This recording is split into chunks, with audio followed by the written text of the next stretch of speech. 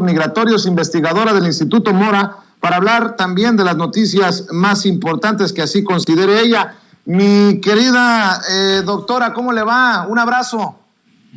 Muy bien, saludos afectuosos por acá y conocí el otro día a un señor yendo a Los Pinos, Gregorio Chávez, don Gregorio Chávez, que te manda saludos y bueno, que ve el programa, oye el programa. Pues un saludo para todas las personas siempre listas y dispuestas para mandarnos la buena vibra. Oiga, doctora, ¿por dónde le entramos? Usted me dice. Bueno, Vicente, pues yo creo que hay un tema que es importante, está muy invisibilizado y yo creo que viene muy a cuento a propósito de lo que hubo ayer, de la visita que se hizo de parte de funcionarios estadounidenses a este lugar magnífico que es el sureste mexicano y toda esta presentación del programa Sembrando Vida. Y eso lo digo a cuento porque, y esa es la parte que está invisibilizada, estamos viendo este proceso interesante como proyecto, como programa, pero no tenemos información, tenemos muy poco, elementos para saber qué va a pasar con la aprobación desde Estados Unidos por un juez de Estados Unidos y por la Suprema Corte de Estados Unidos para que se reinicie el programa Quédate en México, conocido como MPP en inglés, y que es un programa, a ver si se van a acordar todos, Vicente, que Donald Trump impuso de manera unilateral para que personas extranjeras que están solicitando asilo en Estados Unidos, sean trasladados a la frontera mexicana, al territorio mexicano, a esperar el trámite en nuestro territorio. ¿Por qué? Pues porque la verdad, por gandalla Donald Trump y porque tenía la capacidad, el poderío, la presencia y nos tenía, la verdad que amenazados con el tema de los aranceles. Entonces, en ese contexto, y bueno, más allá de que fue correcto o no, era muy difícil, la manera como se podía negociar con el presidente de ese momento. El asunto es que entrando Biden, inmediatamente se quita ese programa porque es una de sus promesas de campaña. Él lo retira y entonces hay una demanda en Estados Unidos diciendo que Biden retiró de manera demasiado rápida ese programa. Y entonces con eso, un juez en Texas decide que efectivamente le parece que fue muy rápido y que llama a que se vuelva a poner que otra vez se active ese programa y por tanto se manden a los solicitantes de asilo en Estados Unidos a territorio mexicano a esperar su trámite. De eso se trata el asunto. Bueno, hasta ahí todo, pues dices, bueno, y ahora sí que ¿y nosotros qué? ¿Dónde entramos? ¿Dónde quedó el asunto?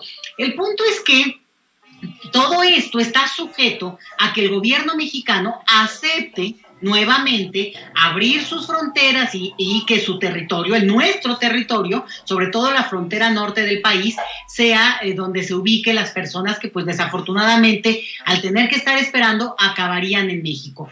Fue muy terrible, Vicente, sí te lo digo, porque las personas que estuvieron esperando, varias miles de personas a lo largo de toda la frontera norte de México, estuvieron casi 2 años esperando que el trámite les correspondiera y poder continuar todo lo que es el juicio por el asilo en Estados Unidos. Llega Biden y cruzan. En menos de 3 días cruzaron casi 10,000 personas. Y obviamente a cargo del presupuesto y de toda la maquinaria política, jurídica de ese país. Bueno, con esta instrumentación resulta que México probablemente, y aquí es donde está la alerta, Vicente, según un documento oficial, público, sin mayor secreto, bueno, se supone que el gobierno de México tendría que dar el visto bueno y en todo caso decidir qué perfiles podría aceptar, por ejemplo, niños o familias o mujeres, o sea, una serie de cuestiones o nacionalidades incluso para que pudieran ser trasladadas a nuestro territorio. Entonces, en esta carta, los jueces estadounidenses dicen, bueno, este programa se tiene que reactivar a mediados de noviembre, por ahí de 15 de noviembre. Ellos ya están dando por hecho y simplemente están en negociaciones con el gobierno mexicano. El gobierno mexicano no nos da elementos para poder discutirlo. Ahí valdría la pena a lo mejor en una mañanera preguntarle si no está el canciller al presidente. Pero el caso es que, y este es el punto, bueno, Es una situación delicada, Vicente. ¿Por qué? Primero, porque ese programa fue muy cuestionado en su momento, porque las condiciones de seguridad para las personas que a su vez están solicitando asilo en otro país, pues no son las adecuadas. México no instrumentó tampoco condiciones para que esas personas pudieran estar realmente en una situación correcta durante 2 años, Vicente. Y la otra es que, bueno, si nos vamos a la norma más específica, pues lo que tenemos aquí, Vicente, es la mayor violación a los derechos humanos de una persona que lo que quiere es, y ahí podríamos discutir muchísimo, pero asilo en Estados Unidos, no en México. Y todavía se tratara de un país muy pobre, pues extremadamente, digamos, precario, tal vez pues México estaría en condiciones de decir, oye, pues mínimo como país con cierta más condición tendría que apoyar. Pero estamos hablando no solamente de la economía más rica del planeta, sino la economía que convoca a trabajadores migrantes para que se acerquen a su territorio, a su país. Entonces, es una doble moral, Vicente. Es para mí un juego más político electoral de Estados Unidos, donde obviamente esta cuestión del juez, un juez conservador, bueno, ya te vas a imaginar, Texas, bueno, una composición muy conservadora de parte de los jueces, lo mismo que la Suprema Corte estadounidense. Entonces, este juego, que es más de Estados Unidos, tiene de alguna manera atrapado a México, porque yo no lo dudo, Vicente, no niego esta cuestión de la geopolítica, hay que ser claros con eso, y que bueno, México probablemente está viendo cómo jala, cómo logra salir de esta negociación sin raspones y sobre todo en un escenario que efectivamente pinta de manera positiva en otros asuntos, que sí, por eso empecé hablando, ¿no?, del programa de Sembrando Vida, y que sí hay buena relación con los funcionarios estadounidenses, y que sí muchas sonrisitas y lo que tú me digas, pero por lo pronto este tema va. Y la última cosa de acá, mira, si México no acepta, y aquí hay un as bajo la manga que puede usar el gobierno mexicano.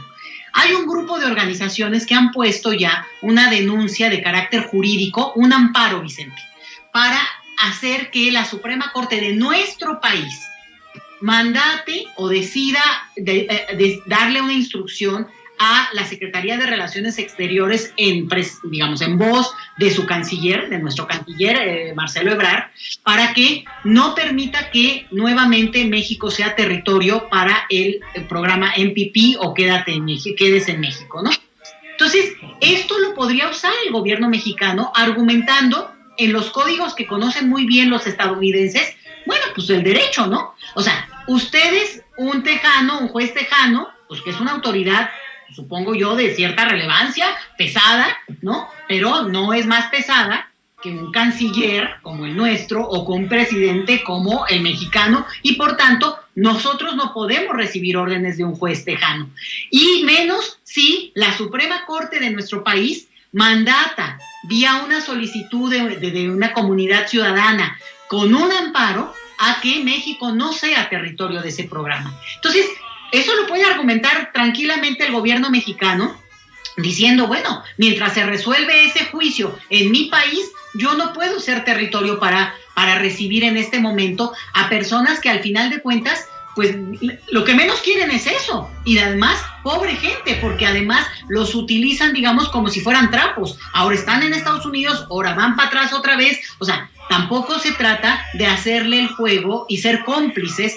de una violación a los derechos humanos, de lo que sería, lo que constituiría ese programa para estas personas, si México acepta, Vicente. Ese es el punto y lo delicado del tema que creo que hay que tener ahí presente, Vicente. Doctora, y además en estos temas migratorios hay casos específicos que deben atendernos, ¿no?, que deben ocuparnos. Bueno, te digo, aquí, o sea, entra esto que es delicadísimo, pero además, bueno, pues ya, si me dejas que le agregue, mira, yo creo que hay muchas cosas donde hay que discutir el tema de la política migratoria mexicana, porque no nos quedamos con la parte del flujo, Vicente. Y fíjate que justo en el contexto de esta discusión de qué va a pasar con el MPP, si van a reactivarlo o no, cómo va a resistir nuestro gobierno, con toda la diplomacia que le sabemos y le conocemos al canciller, eso ni lo dudo. Pero también es delicado porque el país entero, Vicente, se ha vuelto o ha puesto retenes a lo largo de todo el territorio mexicano. Y ojo, si alguien dice, no, pues está bien para que detengan a la gente, déjenme que les diga, detienen al que sea. Y en lo que usted averigua o no averigua, ya lo bajaron del autobús o simplemente le hacen pasar un pésimo momento, sobre todo por un asunto. Porque hay una intención hasta de perfil socioeconómico, Vicente, que generalmente afecta a hombres más jóvenes y también que para la autoridad migratoria podrían ser migrantes. Y esto es racismo puro, Vicente. Entonces, aguas con eso. Aceptar un tipo de medidas como esta, al final, nos pone en esa vulnerabilidad y, sobre todo, viola las leyes de nuestro país que dictan que no debe haber retenes. O sea, ¿de dónde acá? Hay retenes y se supone que hay libertad de tránsito a lo largo de nuestro territorio. O sea, una cosa la podríamos discutir en términos de fronteras internacionales, pero esta instrumentación de retenes en el territorio nuestro ya es absolutamente contraria, no solo a nuestra norma, sino, insisto, yo he visto muchas historias ya en este momento de chicos jóvenes. Ayer vi un tuit que me impactó muchísimo porque me imagino una persona muy joven que dice, estuve varios días en un evento sobre afrodescendientes, discutiendo todo lo que tiene que ver el nuevo reconocimiento en nuestro país de la afromexicanidad.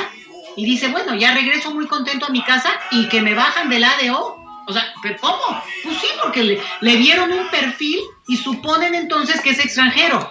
Y aquí, si alguien me puede decir cuál es el perfil, o sea, volvemos a caer en el tema de que aquí se va a imponer una norma que es racismo. Y por eso, ese es otro de los puntos que, pues, de una vez alerto, Vicente, porque creo que debemos pedir y además, sobre todo, no solo explicaciones, sino que se pare este tipo de decisiones pues que van contra toda norma mexicana. Hay que se respeten los derechos humanos, que se respeten las familias, ¿no? Que se respeten los matrimonios, que se respete a la gente, no importa en dónde sea, pues. No solo no importa dónde sea. Pues te digo, si tú vienes a visitar, andas de que dices, bueno, pues me voy a ir a Morelia, voy a ir a Sonora, me voy en el ADO, bueno, dije ya el ADO, pero puede ser cualquier marca. Bueno, y que te bajan a la mitad y que de repente, bueno, a ver, Vicente, pues tú pareces más de Honduras, órale, para atrás, ¿no? Y casualmente no traes en ese momento la credencial. Y acuérdense de un detallito, México no tiene un documento de identidad universal, jurídica universal, no la tenemos, ¿eh? No es cierto que todos los mexicanos tenemos un documento, eso no existe en nuestro país. Que tengamos la INE es para votar, pero ese no es un documento de identidad jurídica universal. Bueno, entonces, dicho eso, no tenemos un problema y además se suma al hecho de que no se entiende muy bien, Vicente, y ahí a lo mejor el auditorio va a poder dar ideas. ¿Qué está pasando ahí cuando tienes, y creo que nos ha quedado a todos muy claro, que Relaciones Exteriores tiene una presencia importante en el tema de migración, la verdad, de cómo se ha ido construyendo la política migratoria estos últimos 3 años?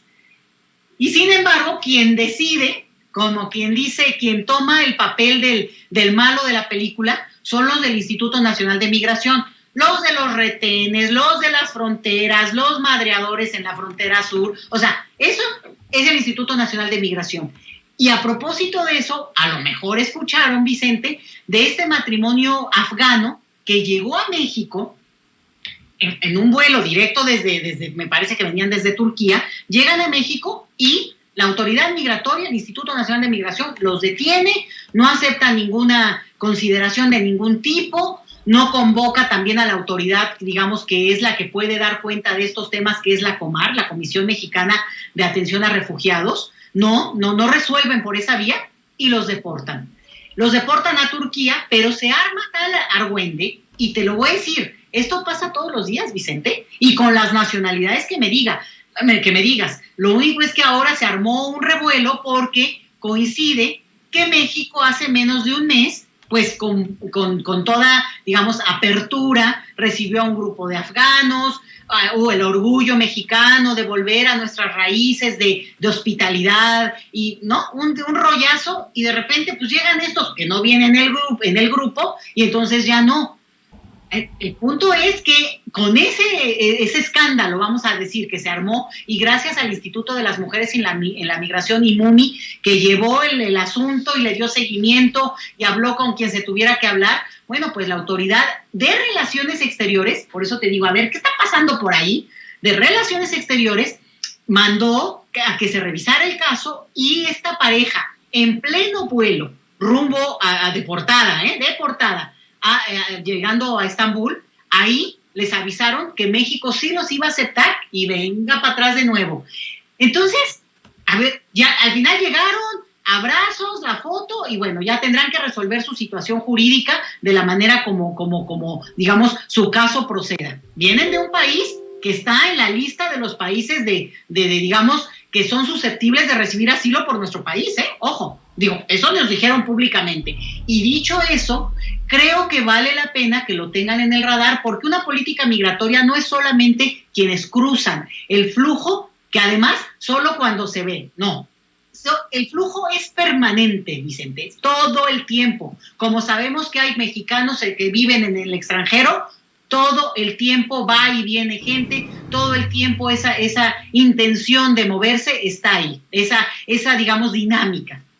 Lo mismo ocurre en nuestro país, pero de repente brinca porque hay situaciones excepcionales. Y en este caso, pues a mí lo que me parece importante es abrir un poco más el panorama y decir, la migración no es solo el flujo, tiene todos estos asegúnes, y ahorita estamos viendo una incongruencia muy grande con una mano, la buena, digamos, que no muy solidaria, y los que actúan como de policía malo, Vicente. Creo que vale la pena, pues, comentarlo con ustedes, y como dices tú, sin censura decirlo también, para poder, pues, hacernos la pregunta y convocar incluso a las autoridades de nuestro país a no solo explicaciones, sino a claridad en qué política migratoria es la que estamos siguiendo. Incluso, te diría yo, si eso es parte de la negociación, como muchos especulan, con los funcionarios para poder avanzar otras estrategias, bueno, pues tendrían que decírnoslo para que también, en todo caso, podamos criticar abiertamente o entender qué está ocurriendo. Pero yo creo que esa información está ausente y hay un silencio, pues, que no creo que sea conveniente, Vicente, querido. Oiga, doctora, y un tema antes de que se vaya, antes de que nos despidamos, que quiero abordar, y creo que por falta de compromiso de comunicadores o de medios de comunicación, o por temor, no sé, no se le ha dado vuelo. El presidente Andrés Manuel López Obrador ha invitado a personajes de la oposición, como el gobernador de Sinaloa, Quirino Ordaz Coppel, a irse como embajador de México a España, y señaló que están abiertas las puertas para miembros de la oposición que quieran formar parte del gobierno de la Cuarta Transformación, y que iba a hacer anuncios en consulados y embajadas. Yo recuerdo que en algún momento hubo un compromiso tanto del canciller Marcelo Ebrard como del presidente Andrés Manuel López Obrador a reflexiones y posicionamientos de sin censura, de que no se iban a permitir o no se iban a hacer estos nombramientos políticos, porque yo recuerdo haber puesto sobre la mesa el caso del exgobernador de Oaxaca o de Chiapas, que era cónsul en Orlando, Florida. Lo sé perfectamente bien porque un exdiputado fue enviado como cónsul general de México en Chicago, con el que tuvimos muchos problemas por nuestra forma de informar sin censura. Después entrevisto a la exdiputada María de los Ángeles Huerta del Río y dice, yo no estoy de acuerdo con eso, porque esos puestos deberían de tomarse en cuenta a estos que quedamos sin curul, sin escaño, luego de las elecciones, pero que estamos comprometidos con la Cuarta Transformación. A mí me preguntó mi opinión y yo le decía, pues ni unos ni otros, porque yo no quiero que embajadas y a consulados envíe gente que no está capacitada para el cargo. estos cargos políticos deberían de evitarse porque tenemos, creo yo, al mejor servicio exterior de carrera. Esos son los que deberían de asumir esos puestos. Deme su opinión. Yo sé que es difícil porque sí, en efecto, tiene que haber hasta cierto punto una cuota, o no sé si tiene que, pero hay una cuota de nombramientos políticos. Pero hay algunos que estamos en desacuerdo con estos nombramientos políticos porque la historia nos da la razón de nombramientos políticos que han sido verdaderamente lamentables en consulados y embajadas.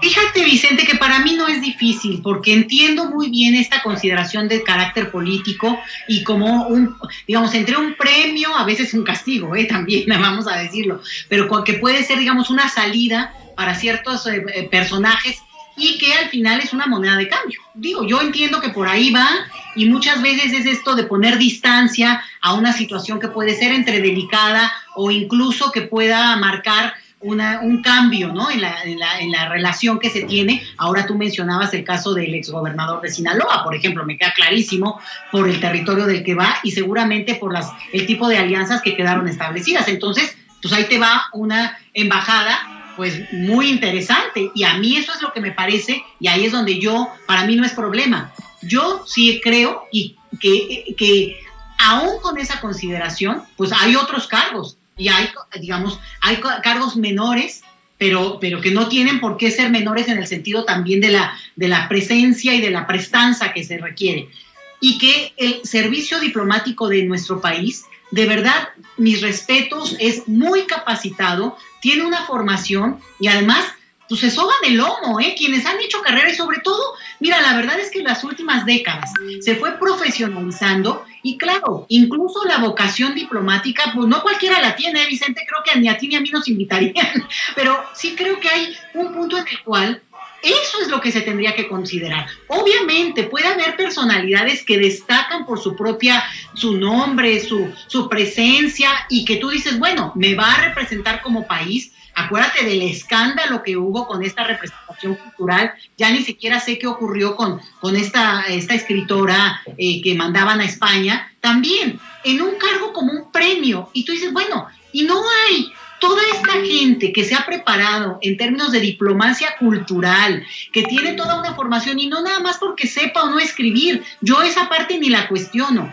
Entonces, sí creo que ahí tendría que haber una revisión más profunda. A finales del sexenio pasado hubo hasta una cuenta de Twitter que era muy interesante porque era anónima, la verdad, pero le tupieron con ganas evidenciando las injusticias que ocurren al interior de todo lo que es el aparato diplomático mexicano, porque también hay diferencias de pagos, también hay abuso en términos de jornadas laborales, también y eso lo tenemos que reconocer porque luego no lo sabemos y desde México lo decimos más boconamente, vamos a decir, ¿no? Bueno, les pagan tales cantidades. Pues sí, pero porque se vive o en euros o en dólares, que no es lo mismo que vivir en México. Entonces, son ese tipo de cosas que también quienes están dentro pueden argumentar de una manera mucho más clara y bajarle al escándalo.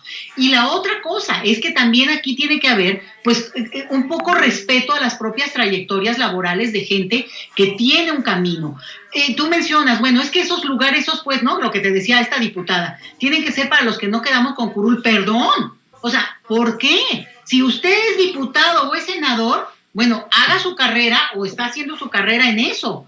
Y francamente, si quiere pasar al ámbito diplomático, tiene todo el derecho. Pero entonces arrancas con ciertos pininos o una búsqueda también que tiene que ver por otros lados. Porque si no también, Vicente, aquí hay una parte donde se presta mucho a un manoseo que sinceramente sí valdría la pena que se reglamente al interior de Relaciones Exteriores, porque sí se ha jugado mucho en el mismo tono de lo que hemos visto históricamente, y no nada más en México. Yo creo que esto es una cosa que ocurre en muchos países, aunque sí hay cuerpos diplomáticos mucho más, digamos, compactos, más cerrados, en términos de que esas cuotas sean las mínimas y de que sí haya por lo menos una necesidad de que se acredite una cierta trayectoria y no mandes luego a cada bravucón, Vicente, que nos hace quedar 3 veces peor. Sí me parece a mí que eso es un tema que no está bien saldado que sí incluso ameritaría una revisión y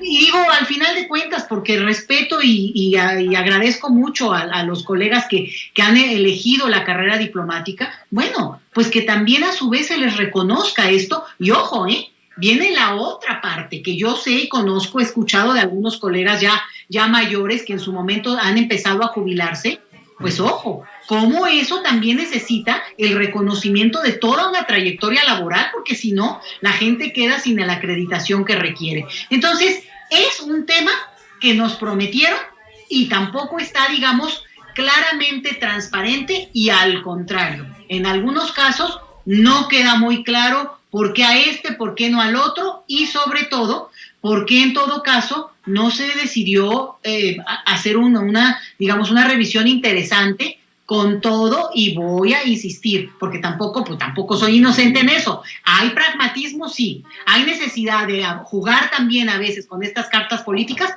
pues evidentemente, oye, pero te mandas a alguien, a España, a Francia, a Washington, espérate, ahí tendrías que mandar a los rudos, a los fuertes, a los que saben en serio, y de repente mandas pues a alguien que pues a lo mejor necesita salir de donde está, pero bueno, ¿y por qué no? Hay mucho planeta, Entonces sí creo que es un tema, y yo en eso comparto plenamente tu opinión, y plenamente la manera como no solo lo presentaste, sino como en su momento lo preguntaste al canciller, y creo que no hay respuesta aún, Doctora Leticia Calderón Chelius, como siempre es importante aquí en Sin Censura escuchar sus opiniones sobre estos temas.